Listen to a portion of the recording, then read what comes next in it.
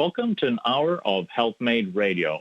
HealthMade is a community for natural health seekers where we educate people about common health conditions and share extensive research on the most effective natural health treatments and promote legislation that protects our health freedoms. Our core concept belief is in the innate intelligence and healing power of the body, and if properly supported spiritually, emotionally, and nutritionally, it can find its way back to health. HealthMade Radio will bring information from integrative health experts throughout the world. Remember, check us out at healthmade.co. Health is what you make it. I'm Dr. Michael Karlfeldt, and I will be your host today.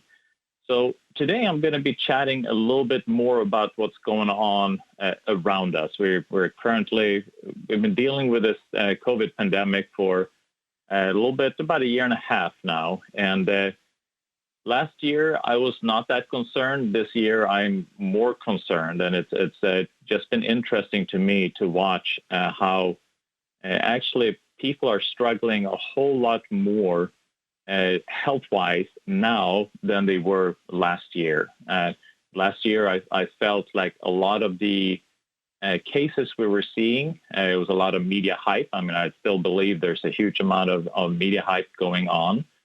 But last year, I had patients saying that they're a family members of theirs, they died in a car accident, and that ended up being a COVID statistic. And I think one of the issues is that we are trying to figure out what is really going on, we are not able to have true discussions. The dissenting voices or the people that are not communicating in a way that is according to media push or the way that authorities are communicating. These dissenting voices there are either silenced, meaning that they are threatened if they speak out. Many of them don't dare to say anything because they are afraid of losing their job. And then also many of them are banned, meaning that there's a huge amount of censorship that's taking place on things like Facebook, YouTube, and obviously the mainstream media. They're not allowed, these dissenting voices are not allowed to have an open discussion with people or as a scientist or as a doctor. So this way we are not able to see both sides of the story. Which is troubling as we are then trying to figure out what is going on. So I was speaking to an ICU clinician, and because I want to get a feel of what it is that's going on right now at the hospitals. Before last year, we were seeing pictures from I think it was like a New York hospital, and it was just packed and then come to find out that that was actually an Italian hospital. So we saw that a lot last year, and I'm sure a lot of that is still going on this year, where you are kind of fabricating data or fabricating what it is that we are seeing in order to be able to be in line with the story that they want to tell. So I want to get a feeling for what's truly going on, and so I want to chat then with an ICU clinician, and it was confirmed that ICU, it's like hell on earth right now. It really, he said it's probably as bad as that it's ever been. So with that, I probably it's worse than it was last year. So we're dealing then with two populations, so to say. We obviously have the COVID patients, because people aren't just dying from COVID. There are other reasons people are dying from currently. So we do have people dying from COVID. So whatever COVID is. So saying COVID, it is. From my understanding, COVID has not yet been kind of pinpointed physically, that somebody has looked at an electronic microscope saying this is COVID. It is, from my understanding, it's a computer-generated model. So we are operating from a computer-generated model, and we are talking about all these different variants, and how we're tracking these different variants. I mean, whether it's the original one, or now with Delta, and then the Mu, or and soon to be Lambda, Kappa, Delta. I mean, Zeta. I don't know. I mean, the reality is that you have an original virus, and then that virus then becomes all these different. It mutates continually in order to create an escape variant. And so when you have lockdowns, and this is why I believe in herd immunity, and I don't feel that lockdown is something that is very feasible, because it is impossible to lock down all of Earth. And if you're going to have a kind of a lockdown to be effective, then pretty much you have to isolate every individual, and that's just not possible. So when you do these kind of semi-lockdowns that we've been doing, you have variants that are developing within the community, and if that community is isolated from other communities, a virus has the ability then to evolve into a variant that when that person then goes to another community that hasn't had any exposure to them for a while, then that virus has the ability to impact, to kind of jump into that individual, and now we have an escape variant, so to say. So, I mean, we're talking about two different variants. In reality, we have hundreds of different variants, and that becomes the issue. So that's why I believe in herd immunity, and people being exposed to each other to minimize these escape variants of viruses, so they don't have the chance to mutate, because we do have continual interaction, so that our immune system can continually learn as to what kind of viruses that are out there in the population. So,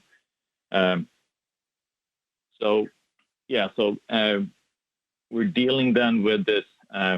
Trying to get my thought back here.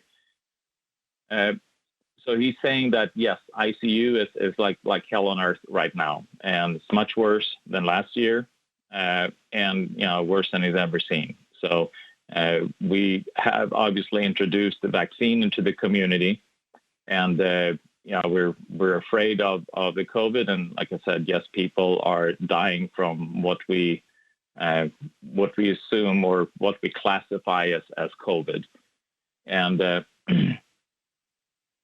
so the question is then, is the vaccine the solution? So we're seeing people dying, and is the vaccine going to be able to fix this?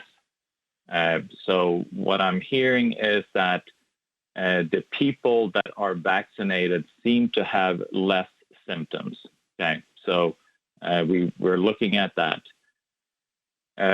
But still, now, if the vaccine was working so great, then why are we at a worse place this year than last year?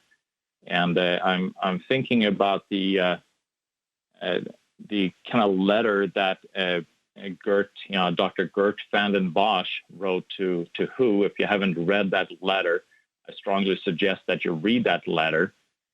Gert, that's G-E-R-T, and then Vanden, V-A-N-D-E-N, and then Bosch, his last name, B-O-S-S-C-H-E.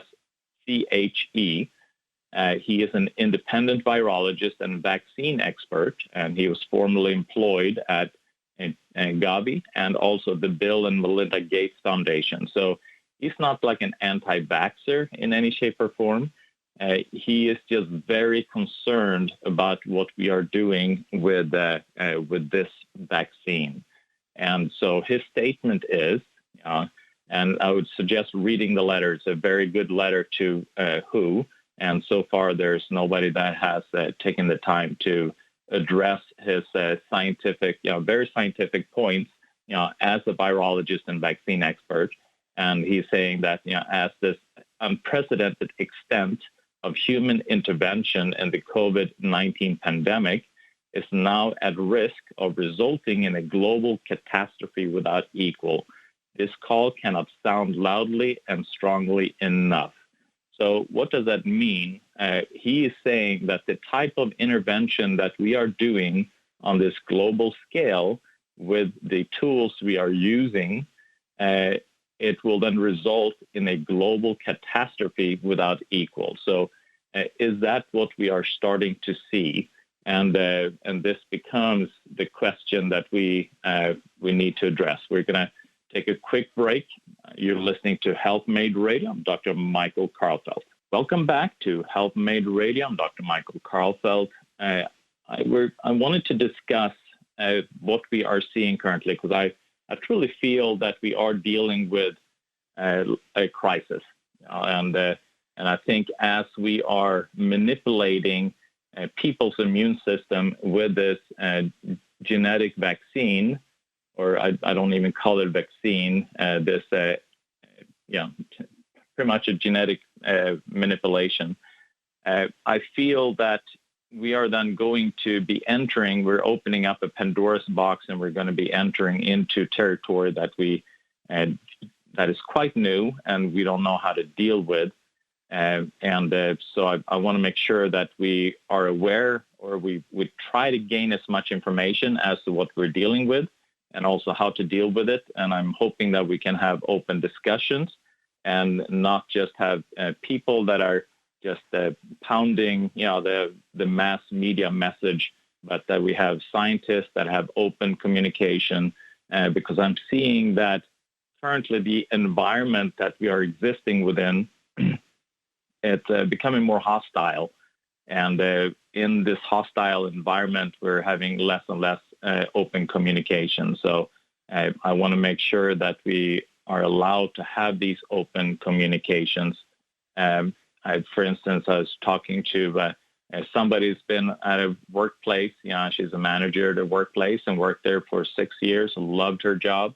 And now with the vaccine mandates that's coming into different workplaces, it has become quite hostile in regards to the conversation about whether somebody is vaccinated, not vaccinated, and creating these huge divisions. So I don't think that we're going to be able to solve anything with these huge divisions. I think if we are if we're working together and have open discussions, that's the beauty with freedom of speech, is that we are allowed to have open discussions and we're allowed to communicate freely. And by this, we are then learning from each other. And maybe somebody is 90% wrong, but if there's a 10% golden nugget in what they are saying, then maybe that is what will help us to address what we're currently seeing. So this ICU clinician, again, people are dying from COVID, whatever we're calling COVID, but also we are still having other issues. People are dying from other things. And what he's seeing is that 80 to 90%, and this is just his observation from being at many different ICUs, noting that about 80 to 90% of the non-COVID patients, meaning that these are non-COVID related, they are vaccinated. So, and what they are dealing with, this group is then, heart attacks like MIs, strokes. He's also seeing more surgical complications with these individuals. And also what they're seeing are more progressive neurological weaknesses, like seeing more cases of MS and myasthenia gravis. And so these are confounding this individual and the colleagues of this individual. It's really, they're seeing things that they are not used to seeing in this group of people. And also we have the issue of being able to separating then who is vaccinated versus who is not vaccinated. So it is going to be very hard then to be able to have a clean population, so to say, in regards to that. If you are vaccinated, you are dealing with these kind of complications. If you're unvaccinated, dealing with these complications. And this is because, frequently it's noted that the physician is marking the wrong box, whether on the electrical medical record, whether this person is vaccinated, not vaccinated. And also you have these people that just go into like Walgreens and Walmart, get their free shot, and it is not part of then any kind of electronic, health record system. So we don't know, So MIs, strokes, progressive neurological weaknesses, and we're seeing things that we haven't seen, since the vaccination. Things are seeming to get worse and worse, and now we are dealing both with COVID patients, and we are, which are seeming to be worse now when we have vaccinations in place, and also we are dealing with more people with more other complications like more heart attacks, strokes, and progressive neurological weaknesses. So again, the question is the vaccine the solution, or should we look at other things in order to be able to protect us? So just because people are dying from COVID doesn't mean that the vaccine is going to be the one that is going to save individuals. I mean, obviously there are other solutions, like for instance, it's looking at Ibmecn, and I have many patients that have taken Ibmecn, and it is amazing how well they do. Doesn't mean that there is one solution that fits everybody, that works for everybody. But if it is something that seems to work for a lot of people, then why not use that? So if we have a way to not introduce a kind of a genetic manipulation, which is what this vaccine is, that manipulates with your genes, and we have no idea what that is going to do at the end of the day. If we don't have to take that step, it's because it hasn't been studied appropriately. It hasn't been studied long enough. We have no idea what the long-term effects are. And so what are we looking at 2 to 3 years from now? What are the immune challenges? So if we don't have to do something that we have no idea what it's going to do, and the risk seems to be pretty high. I mean, according to VAERS, which is a reporting system for vaccine related injuries, or symptoms, we're dealing with people supposedly dying from this vaccine in the above 10,000. I can't remember where it's at now, 13,000, 14,000. I'm sure it's just increasing. So if we have other solutions that are safer, why don't we do that? So that is what I want to discuss a little bit more as a next step. We're going to take a quick break. Again, you're listening to Health Made Radio. I'm Dr. Michael Karlfeldt. Welcome back to Health Made Radio. I'm Dr. Michael Karlfeldt, and I'm here talking a little bit about the I would consider the crises, and I think the crises is just beginning. I mean, I'm seeing it that becoming more and more of an issue, and I don't feel that the vaccine is a solution. And one of the issues with regards to creating a vaccine for any kind of coronavirus in the past is what's called pathogenic priming, which or viral priming or antibody enhancements, where the immune system actually the next time it's exposed to any corona-like virus, it actually has a worse reaction, and the animals that were tested on, they had a high death rate from it. So obviously the concern is that we didn't do any animal testing on the vaccine that we rolled out. And the animal testing we've done in the past on coronaviruses was a complete failure, where the animals were, created severe diseases, neurological issues, along with death. So is that going to happen to us now? We don't know. But again, if there are safer solutions, why don't we go there? So right now, because, like we're talking about the ivermectin, which is a antiparasitical, but it's actually a molecule that has about 22 different functions in the body, and one of them is being antiviral. It's also used as a repurposed drug for people dealing with cancer.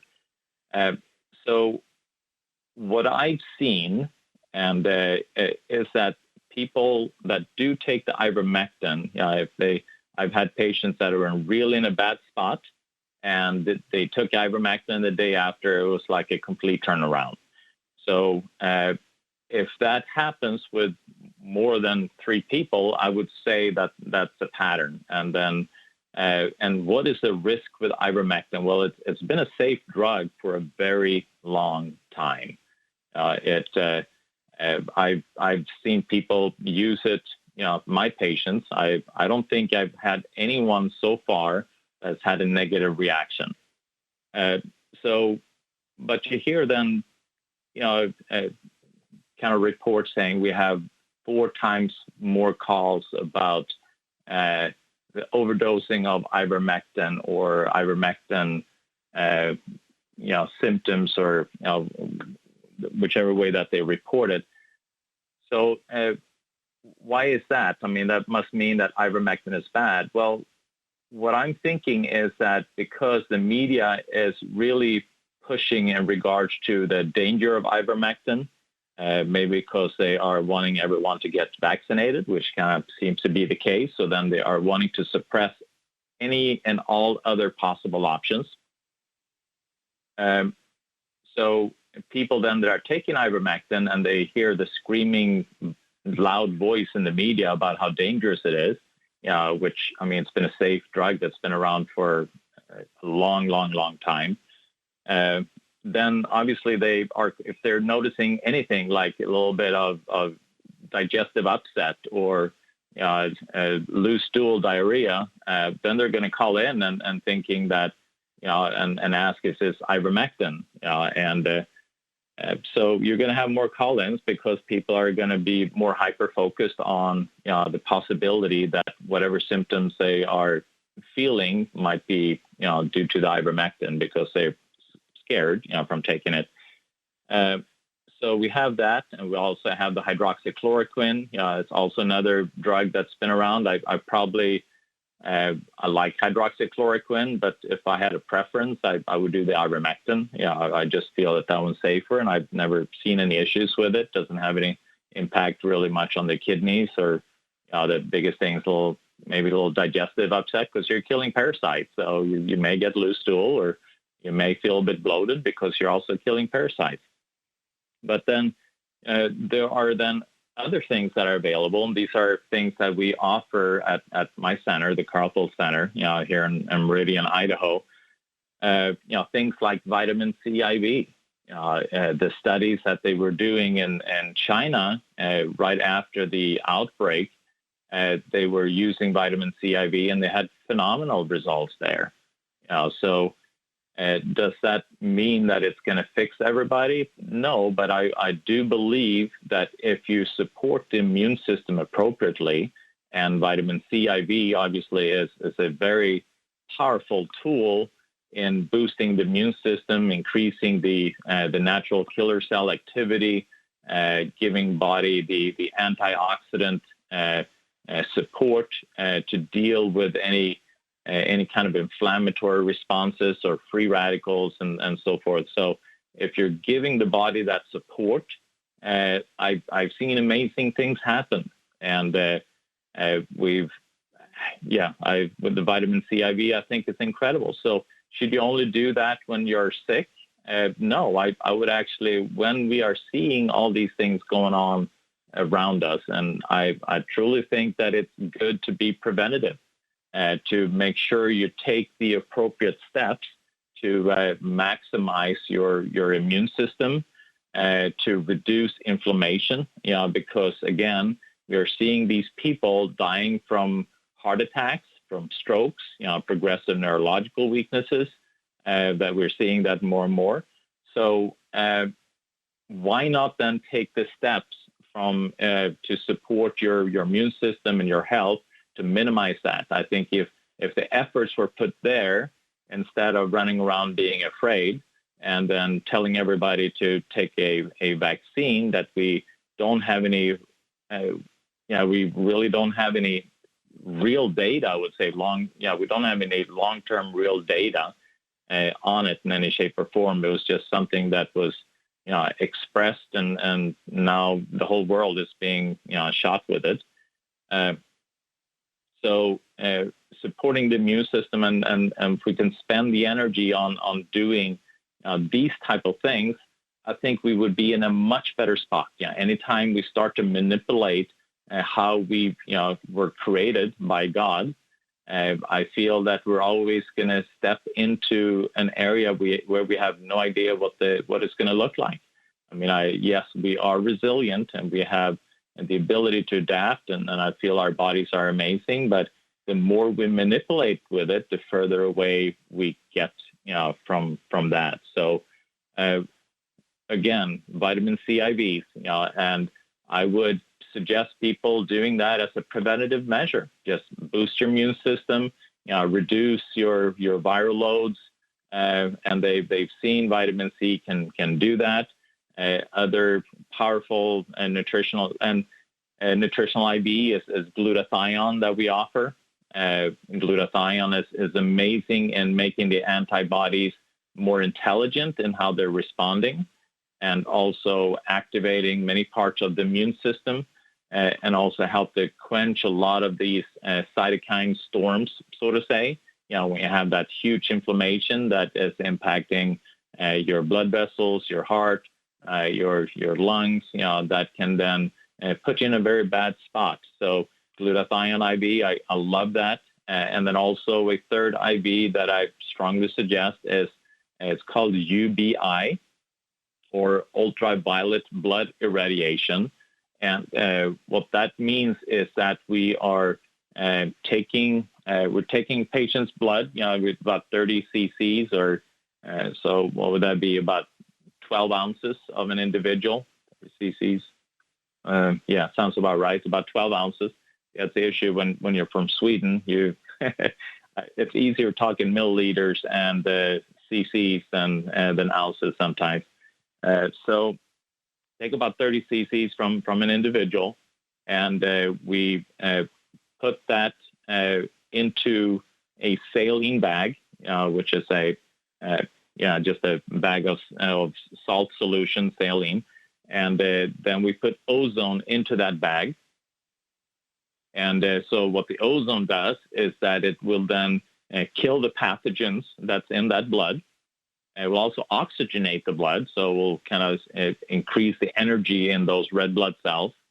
And then we are then reintroducing that solution, the saline bag, with a portion of a patient's blood, and also the ozone, and it passes by a machine that irradiates it with ultraviolet light, which again kills off more pathogens, and then also it increases the level and the energy of the red blood cells. So when it's entering into the bloodstream, you then have these very high energy red blood cells, and they are then going to transfer that energy to other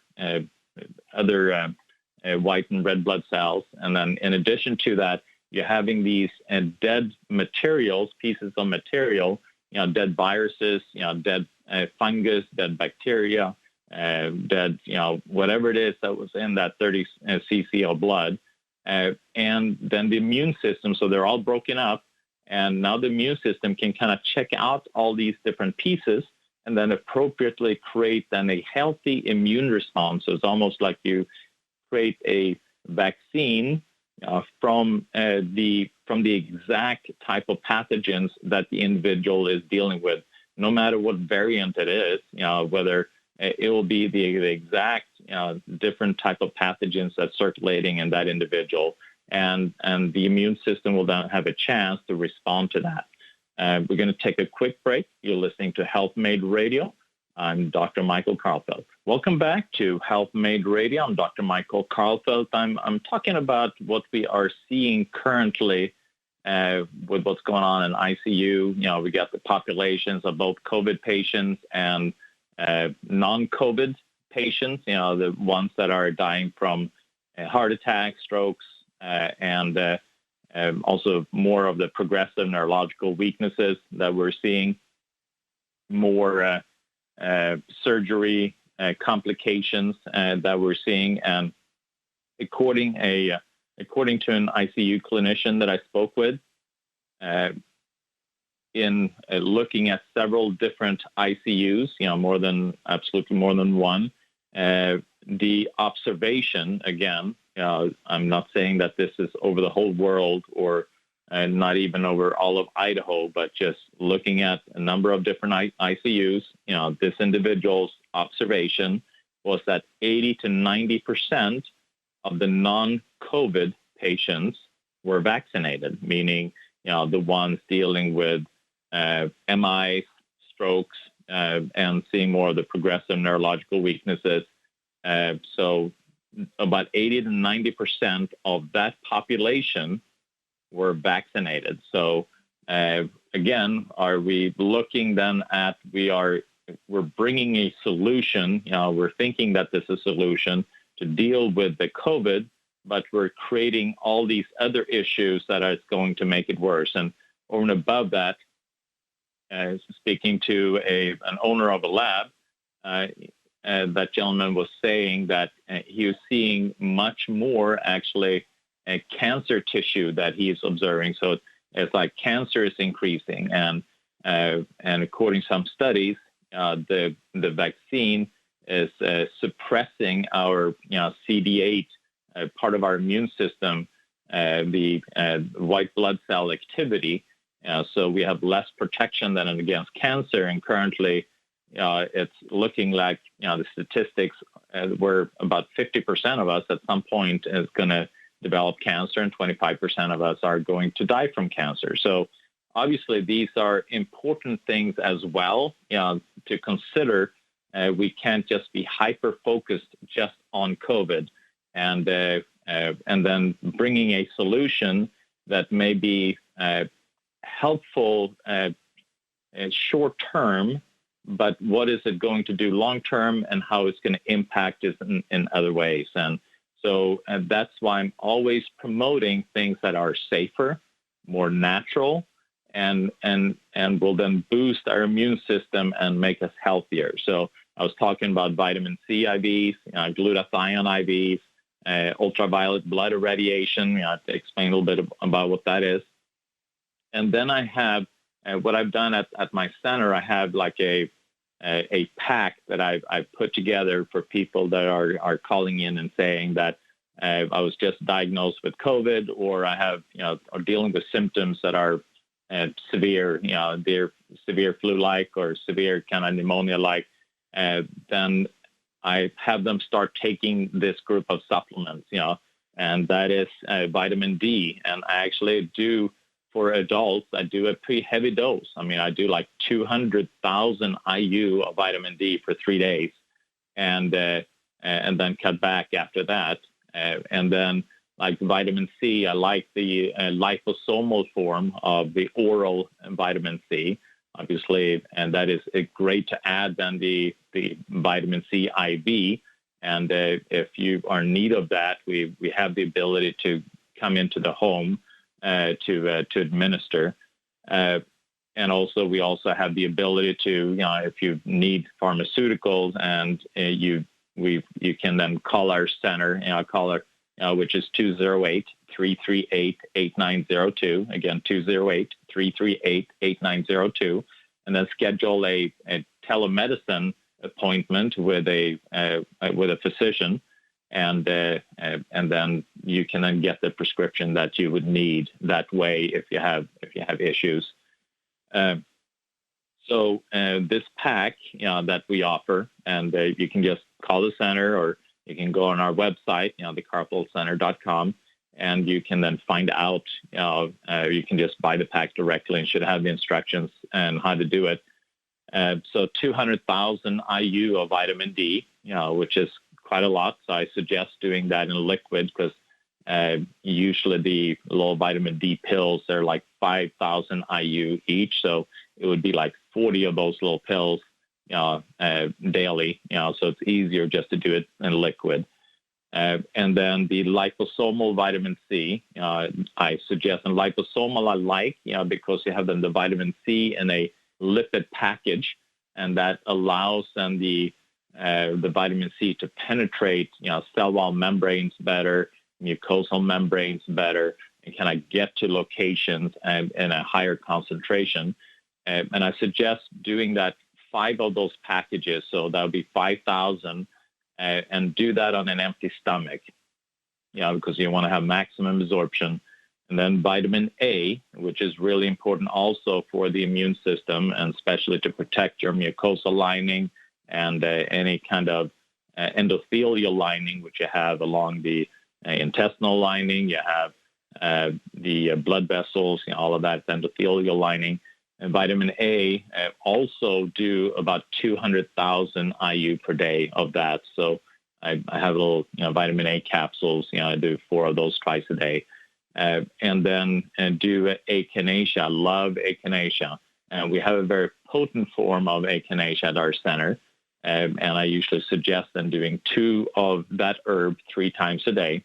And that's also a fantastic way to boost up the immune system.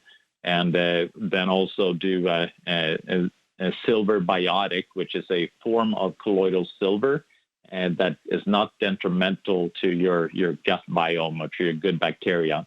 And I have people then gargle a tablespoon of that, 3 times a day, and swallow that. So that way you kind of kill off a lot of the pathogens that get your tonsils, get your parotids, get all that whole area.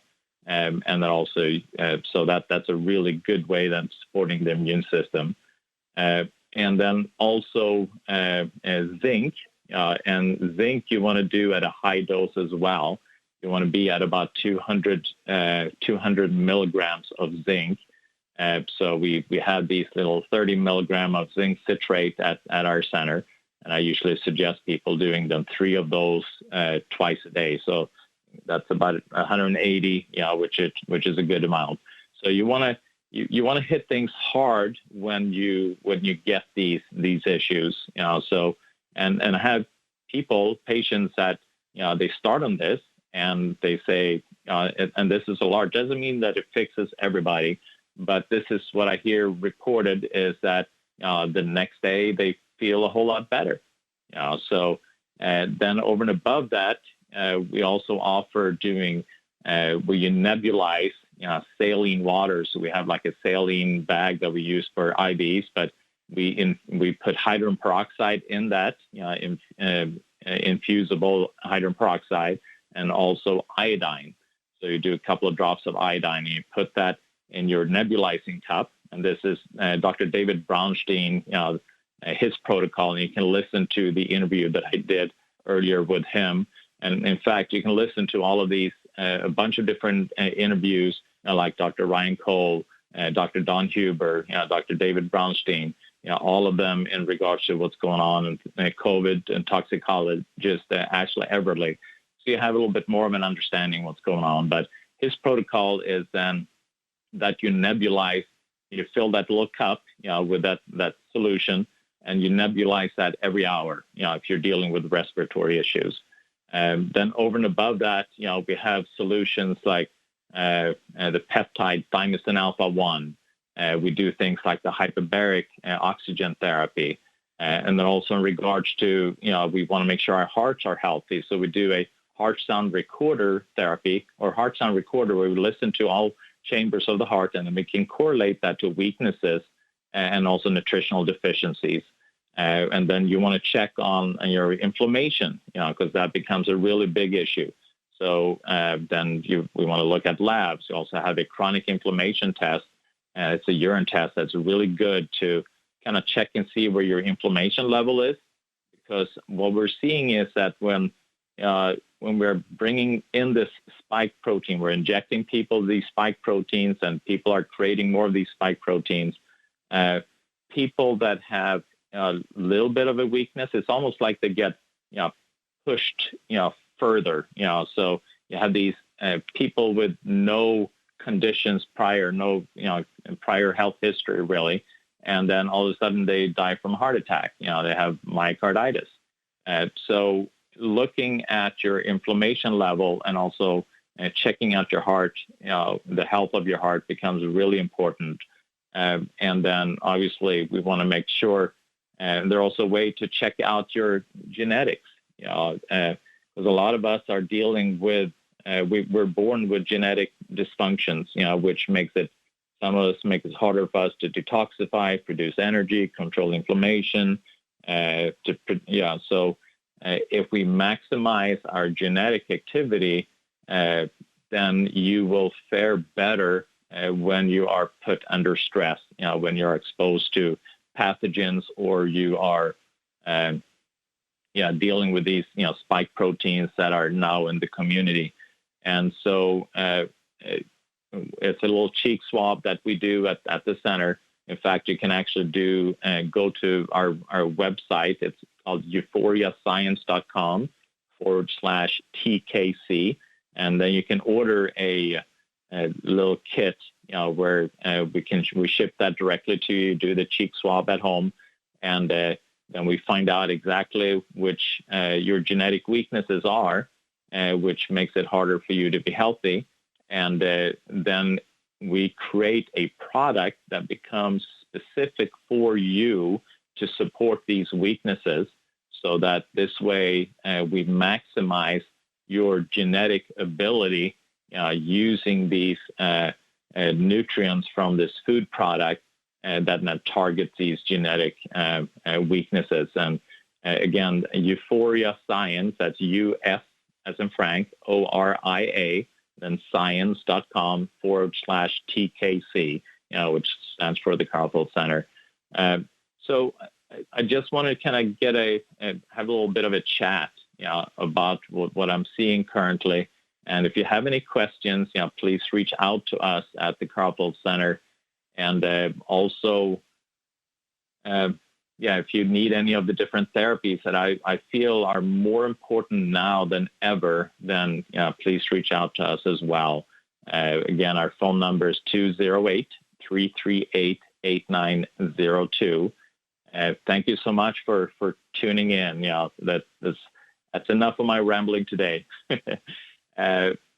Remember to check out our prior interviews that I've done, and you can listen to them at healthmade.co. Always remember, health is what you make it. Health is what you make it. Health is what you make it. Health is what you make it. Health is what you make it.